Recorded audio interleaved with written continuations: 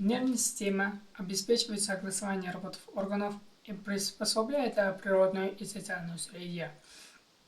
Участвует в принимании информации, хранении, обработка и использовании этой информации. Составит основу материальной психической деятельности человека. Здравствуйте, я Слим Мухаммад Гараджонович. Мы будем с вами разбираться, что такое нервная система.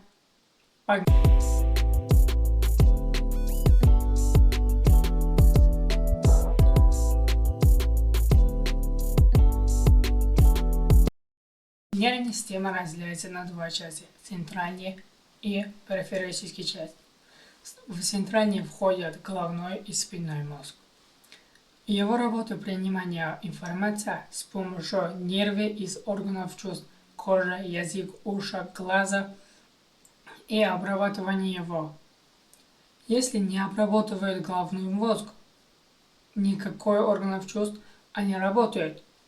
Все органы человека работают, но не понимает они, что делают. Поэтому головной мозг обрабатывает эту информацию и продает в органе. Например, вы коснетесь на горячую или холодную воду, ваша кожа не понимает или ваша мускулатура не понимает они, что делают, почему делают. Поэтому нервная система сообщает, что вам мускулатура мышцы в руку, чтобы они быстрее взяли руку. Он скажет, замерзнешь или загореешь. Периферическая часть состоит из нервов и из нервного узла.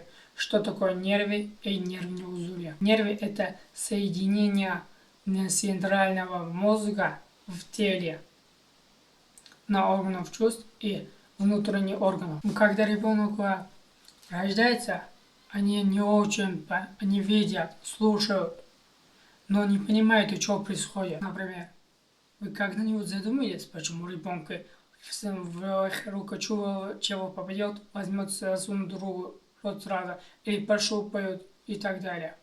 Когда-нибудь вы задавали такие вопросы на себя? Если так, подписываемся. Мы дальше продолжаем. Когда ребенок рождается маленький, не понимает, почему так жестко, или почему так, или чего есть, чего нету.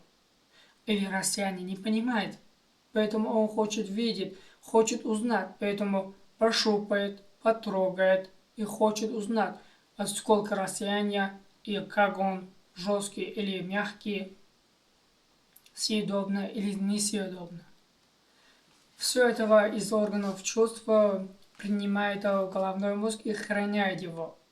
После нескольких лет, когда ребенок подрастает, уже увидеть этого с помощью глаз или слышать этот звук, уже понимает, что эта штука чего, или можно съедобно, или можно с ним играть или нет, или трогать или нельзя. Но маленький ребенок не понимает, поэтому все попробует, все трогает, потом пошупает, чтобы узнать больше и хранить на своем нервной системе, что происходит. Еще это вам принесу пример. Например, не скажу его имя. Один мальчик, когда был маленький, играл с керосином, на его руку попал горячий керосин. Его глаза ослепли. После нескольких лет ему уже было взрослая семья, у него была семья и так далее. У него оперировали уже, у него глаза увидят. Когда его глаза начали видеть, он не знал, кто его сын, кто его дети, кто его жена. Не понимал. Потому что его глаза из маленького не видели ничего. Не храняли. Нет в головном мозге архив, чтобы он узнал. Вы думаете, что глаза увидят сразу, мир сразу понимает? Нет. Поэтому самое главное это нервы. Он занимался спортом, лежным по лежам, на полях он погулял. Когда у него оперировали, он не смог кататься на лыжах, потому что была лишняя информация. Головной мозг не может обрабатывать все это. Поэтому ребенки, когда рождаются, потрогают, пощупают, узнают и хранят для будущего. Давайте продолжаем. Нервные узлы. Что такое нервные узлы? Когда эволюционировали люди или млекопитающие, в их позвоночнике появился спинной мозг и так далее. Появились симпатические и вегетативные или автономные отделы. Что такие это симпатические? Симпатические от греческого слова взято симпа – это тело.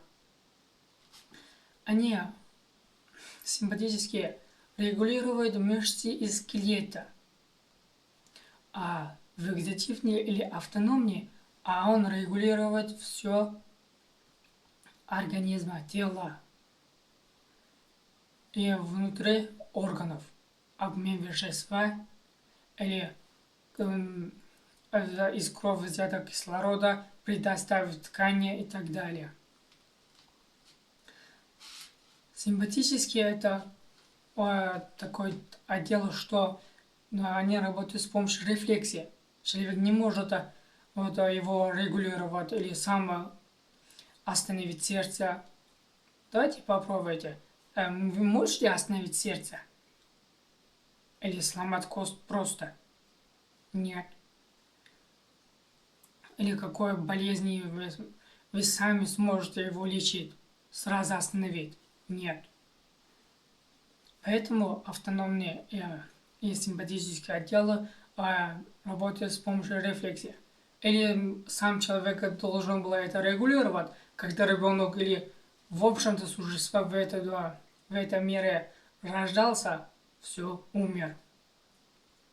Когда ребенок появляется, у него нет рефлексии, как кушать, как или пищу переваривать, или как дышать и так далее, и как слушать, или что делать, или как дышать. Не знают, они из голода, из нехватки кислорода.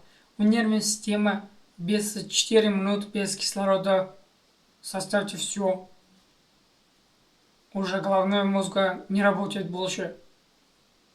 Все остановилось. Поэтому симпатические и вегетативные отделы работают с помощью рефлексии. Это один из самых главных отделов тела человека, потому что он регулирует легкие, сердце, желудок и мягкие ткани регулирует. И железы регулирует, что железы из крови возьмет кислорода, доставляет в ткани. Если это не регулирует, все нарушится, все кровообращение, нехватки кислорода или нехватки пищи, не работает желудочек или недостаточно выделяется желудочный сок или больше выделяется желудочный сок, все. А если больше выделяется желудочный сок, он все пищу переваривает и начинается уничтожить желудку. А если мало, не может все этого переваривать пищи, не хватает силы человека. Поэтому это было с помощью рефлексии. Или вы когда-нибудь вы боитесь или ничего не знаете сделать, головной мозг ваш работает с помощью рефлексии. Вы потом не понимаете, вы что делали. Потому что ваш мозг работает с помощью рефлексии. Когда мы рождаемся, у нас миллион рефлексий есть. Да. Если вам понравился этот видеоролик, поставим лайк, подписываемся. Если хочешь узнать больше про биологию, подписывайся. Поддерживаем этот видеоролик с помощью лайка. Спасибо большое за внимание, мои дорогие друзья. До встречи!